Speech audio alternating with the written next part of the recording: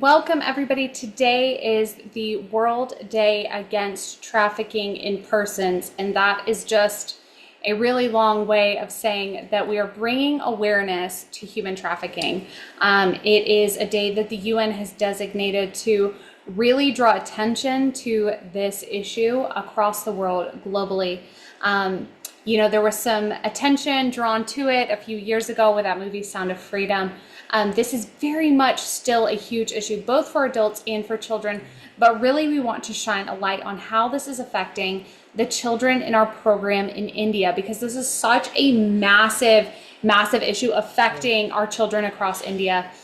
We just recently expanded our child sponsorship program here to Kurdistan, but what we have found is that it disproportionately affects our kids in India, and the multi-levels that human trafficking targets children in India from a couple of different ways, through bonded labor, through child sexual exploitation. Parents are put in a very difficult position where they are choosing whether to eat or whether to allow their children to step into labor. So really, we just want to focus on this, really draw attention to this more than one day a year. Light a candle. Yes, we're all that's right. working to fight this 365 days a year, but this is a great day to really pinpoint, really draw a lot of attention to this issue. That is a global issue, but it really is a large issue in India, especially as the world's most populated nation. We see that disproportionately there is a large amount of human trafficking, especially affecting children. There's about 1.5 million children that are at risk throughout the world right now. And we've been sharing statistics on our Instagram about how this is affecting children, specifically how it's affecting our sponsorship program. And what we're seeing from our side of things, that we're able to bring in people who are maybe on the fence about sponsoring, or wondering why we do child sponsorship in India, or if it's even effective. Are we feeding kids that otherwise are perfectly fine and healthy? But what we see is there's such an issue with the bonded labor, that families are allowing their children to leave school and go work to be able to make money for the family, or they sell their children into trafficking because they're unable to put food on the table. And many, because of their deep-seated faith in Hinduism and that religion, that their children are being exploited in temples and sold and exploited sexually and given in forced marriage as young as 9, 10, 11, 12 years of age. And it's just such a small, these small children are just being forced into these big problems. And so we want to really be able to shine a light on this issue, because it really is a bigger issue than we think. And it's affecting all of these small young children in India, all of these sweet babies. And so we want to be able to fight against this and protect these kids. Yeah, there's an estimated over 27 million people worldwide that are forced into labor, or forced into marriages, like Kayla was saying, with sexual exploitation and temple prostitution and things like that. And and one of the things with that Sound of Freedom thing, the movie, it was an incredible movie that brought light to this forced labor and to sexual exploitation and things like that. And it seems like a lot of times the world, we're such a scrolling culture. We move on to the next thing. But what we've decided at Light a Candle is that we will not move on. We're never going to move on from rescuing these children, from rescuing these people. We do trips that rescue people. And we're never going to move on. 27 million people are still being trafficked right now. And so it's just a thing that we're never going to go on. Even here, we're living in the Kurdistan right now, and we see people from Ghana, and they are trafficked here. And they are promised an amazing life in Europe, but what actually happens is their passport gets stolen and they're forced into labor here. And so this isn't a distant issue. This isn't a thing that just happens in the movies. This isn't a thing that we should just scroll past and it's going to get better. No, this is happening every day. 27 million people are being trafficked. And so is sad as that is, we want to bring awareness and the fact Yeah. that we're not going to move on because people need to be rescued. People need to be shown the hope of Jesus, the hope in the hopelessness, right? The light in the darkness. And really, it's not a distant issue. And that's what really brings us to sponsorship. That's what Right. brings this hope, is that we're able to get in there and rescue these children that otherwise would have no hope at all. Yeah, that's right. I mean, people might be wondering, like, oh, you guys are a missions organization. Maybe they only know us from going on short-term trips. And they're wondering, why are you guys talking about something as dark and seemingly far off or seemingly, as unrelated as trafficking? And this is why, because it does directly affect the children that we interact with each month. And so, Sarah, I want to send it to you. I want you to kind of give us that 30,000-foot view, that picture of what it is like, how this affects our program in India. This is Sarah. She's our child sponsorship director. She works very closely with our India team and has been there earlier this year. Let us know kind of what's the picture in India right now. Yeah, thanks, Kayla.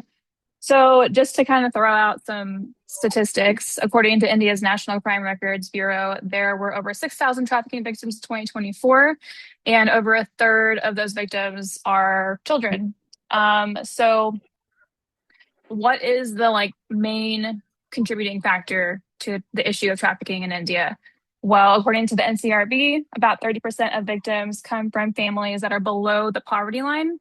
And about 60% of those victims are either school dropouts or they never attended school at all.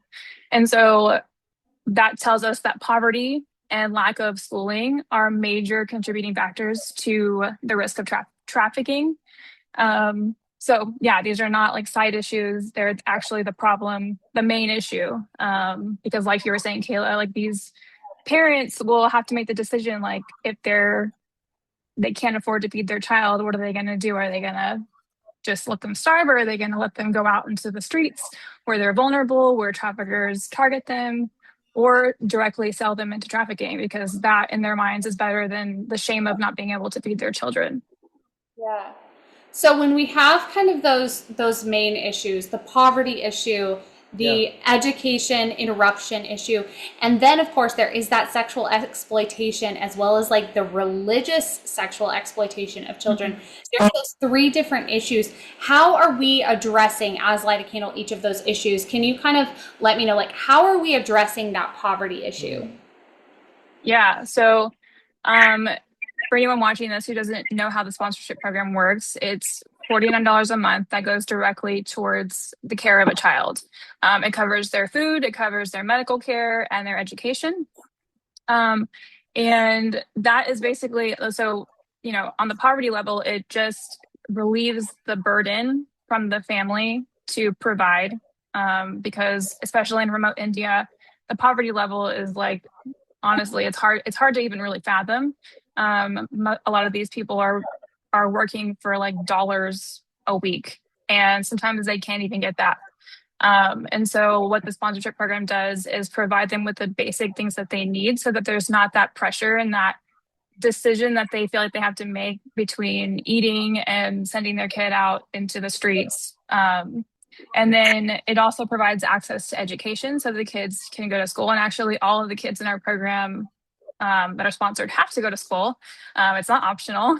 And so it just opens up the doors. It really, it changes the whole trajectory of their lives, to where they're able to actually experience childhood, not have to be burdened with that, with the financial issues of their families.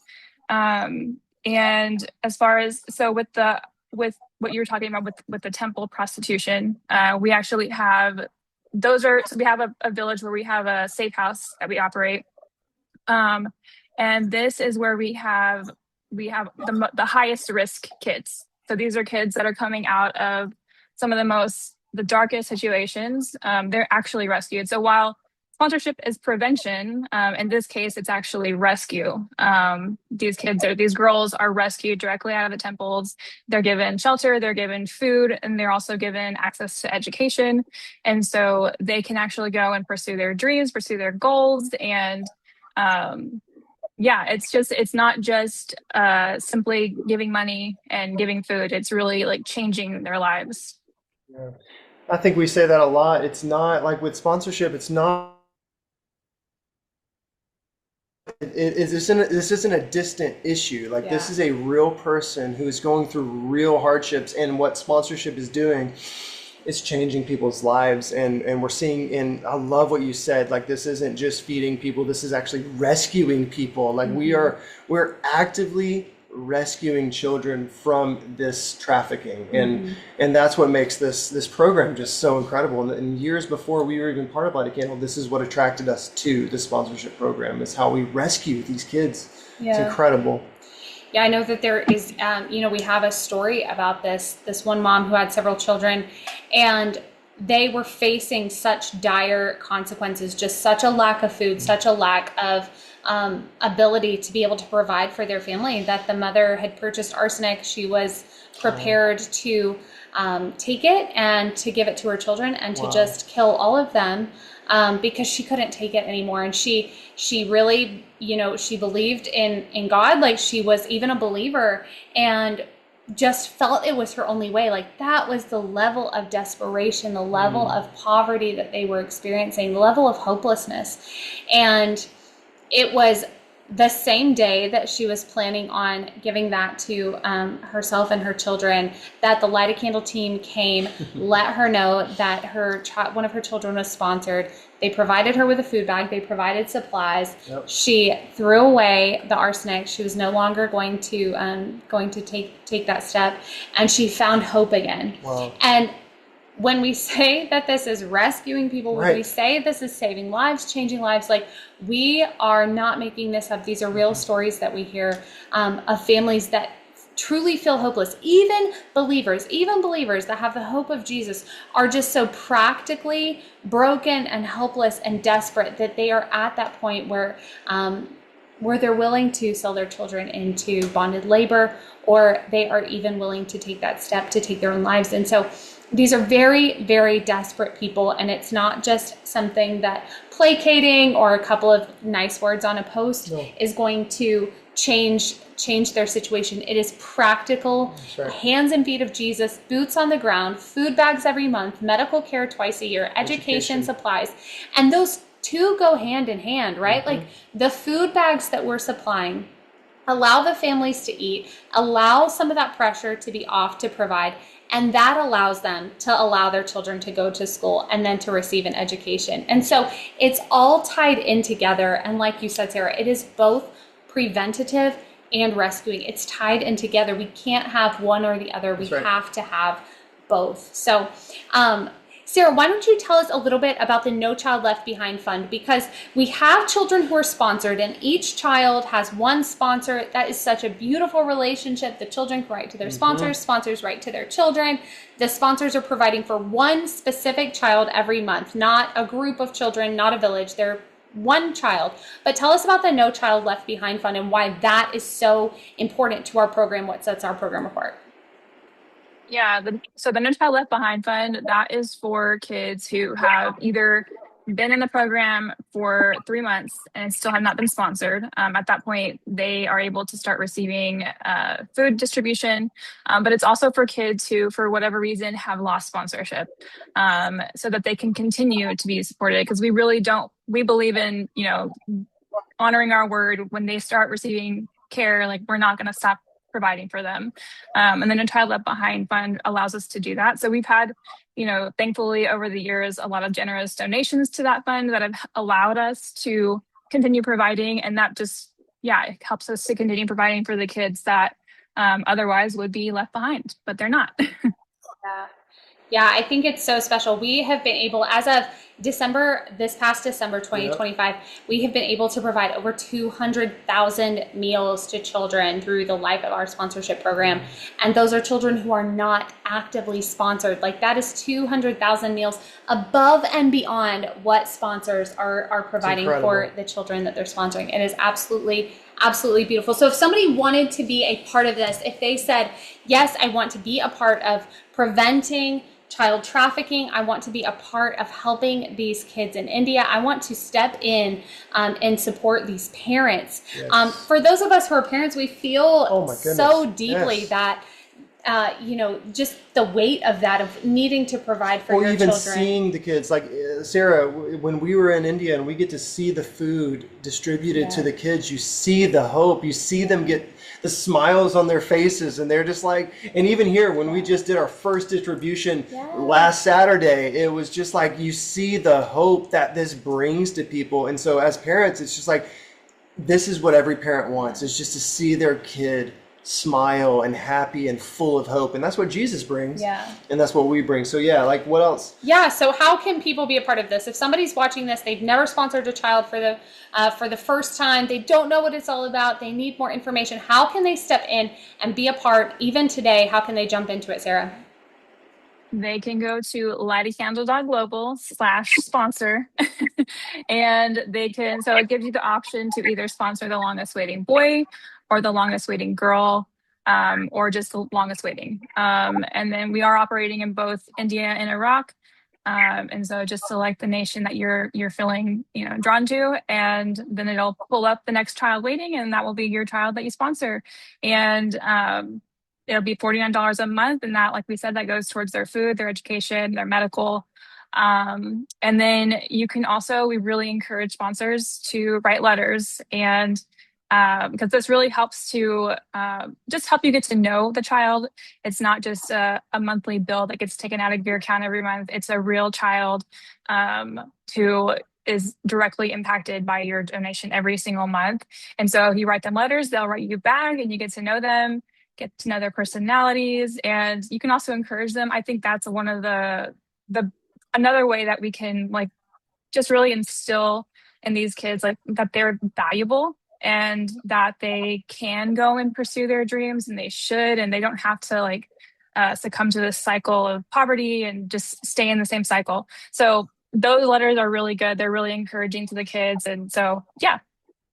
Yeah, and it just goes back to the fact that this isn't a distant issue. Like this trafficking issue is not a distant issue. It's not a movie that Jim Caviezel plays in, even though that was an incredible movie and brought light to Yeah. it all. But it's not just a movie that Yeah. we should just go on to the next movie on Netflix Right. or Prime Video. Like Yeah. this is what is happening. 27 million people are being trafficked Yeah. every year. And so what this is like writing letters to your kids shows them that they are seen by heaven. They are heard by God. They're loved by God. And it again, it's not an issue that's far away. Even though they're Right. in India or in Kurdistan, it's not far away. It is Right. it is a real person, and we've seen the faces, we've seen the lives changed Yeah. by the sponsorship program. It's just seeing people go. You can see people's eyes. You know what I Yeah. mean? You can see in their eyes when they're sad, and then when they get this, and you can. Yes. It's a different hope. It's Yeah. not just like, oh, I'm happy. No, it's a joy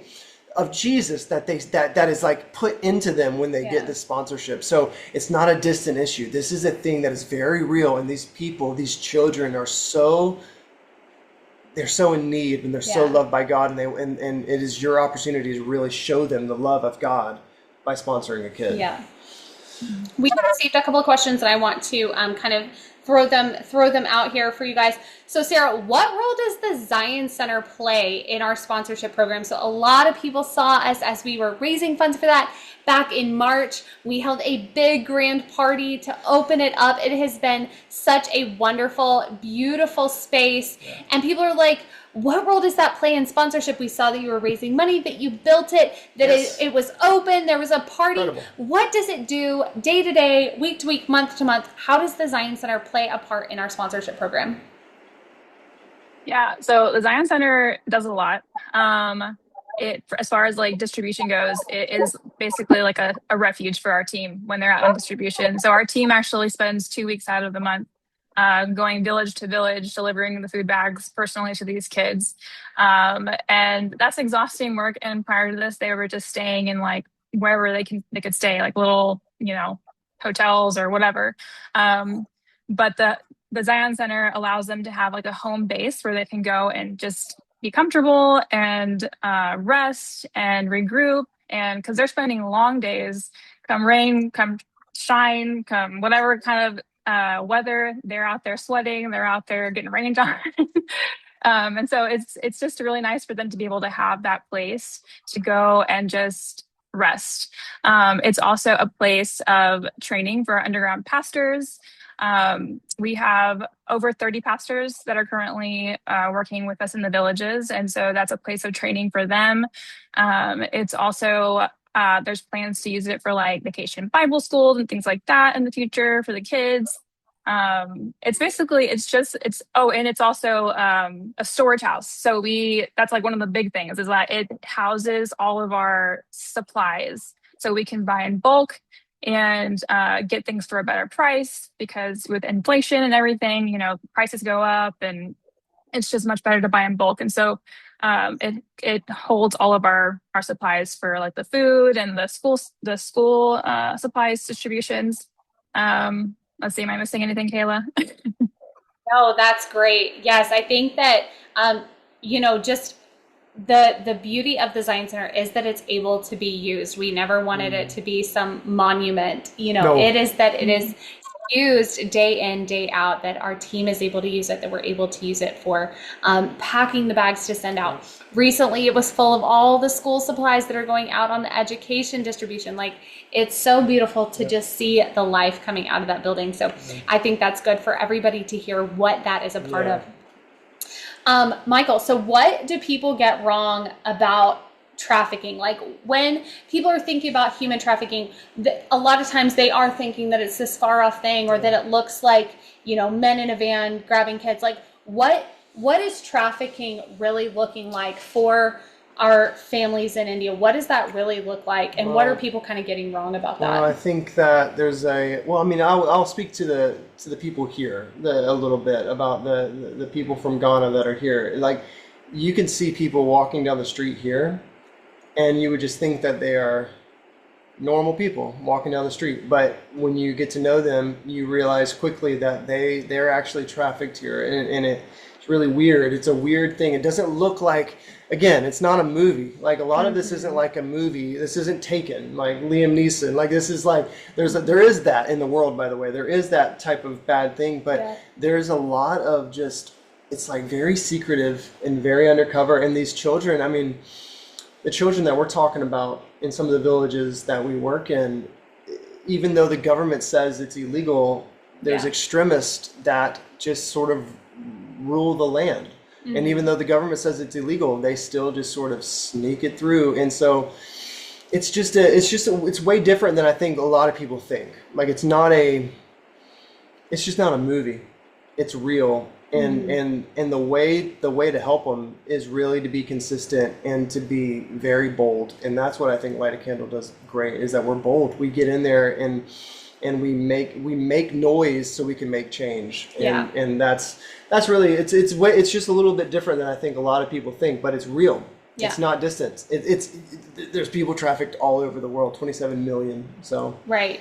I would say that a lot of times it doesn't look like somebody hidden in, a basement room tied up. It is. Yeah, it's not a movie. It's not. And a lot of times it doesn't even look as sinister as all of that. It looks like desperate parents trying to decide between eating that month and allowing their children to go off with workers to a field. And it seems as almost innocent as that. Oh, my children are going to go work, but they aren't going to see them again. They aren't going to be part of their family, and those children lose a childhood. You have a hope of something. You have a hope of going to Europe to get, like, for here, right? Sure. Some of the things we see here, you have a hope to go to Europe, but then you end up somewhere without your passport, and you're doing heavy labor for no money, and you're just being trafficked. And so it's like this. It's just like, oh, I just need to eat, so we're gonna do this, and then you get completely twisted up, and it's a lie completely, and now you're trafficked. And so the way to stop that is to be proactive, and that's what we're doing. Is we're being proactive. We're saying, let's stop it now.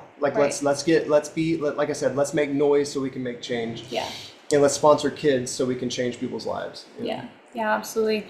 So anybody who wants to be a part of this, if you heard this and it's tugging on your heart and you want to be somebody who does something, not somebody who just scrolls past, not somebody who just hears something, feels a little something and moves on, but somebody who does something, somebody who steps in and says, I'm going to be a part, even a small part, because every single big change started with a few small changes, a few people who were unwilling to deal with the status quo, unwilling to let things continue on the way that they are. And so we believe that our Light a Candle community, that the people that we're reaching are the doers. They are the ones who are bold. They are the ones who are brazen. If you've been a part of this community, you have heard those words, fearless, bold, brazen. You can be joy. Absolutely. Hope. If you feel that, you feel that tug and you are like, you know what? I can start making my coffee at home, or I don't need, I don't need those extra, what are people into protein? I don't need those extra cottage cheese containers this month. Guys, I'm hearing the protein is all the rage. Okay, but now we're going too far. Keep your pub subs. No, but if you are thinking that there is a way that you could say, Lord, I will put that $49 on the altar. I will give it just like the widow gave her mites, like that she gave what she had. And even though it was small, even though $49 can seem big to some people and it can seem like nothing to other people, no matter what that is, you are changing a life. So whether $49 feels like a drop in the bucket to you or it feels very big, when you sacrifice that, when you give that over to the Lord and you are impacting not only one child, you are impacting their whole family, and you are impacting their whole village, because truly the cornerstone of our idea for this program was that India will be changed in a generation through these children. And you are part of that when you are investing in these children and in their lives for $49 a month, that you are making a change. You are preventing trafficking, but you are even more than that, even more than preventing trafficking, is that you are giving them a hope and a future, and you are investing them, and you are pointing them to a Father who cares about them, who loves them, who knows them by name.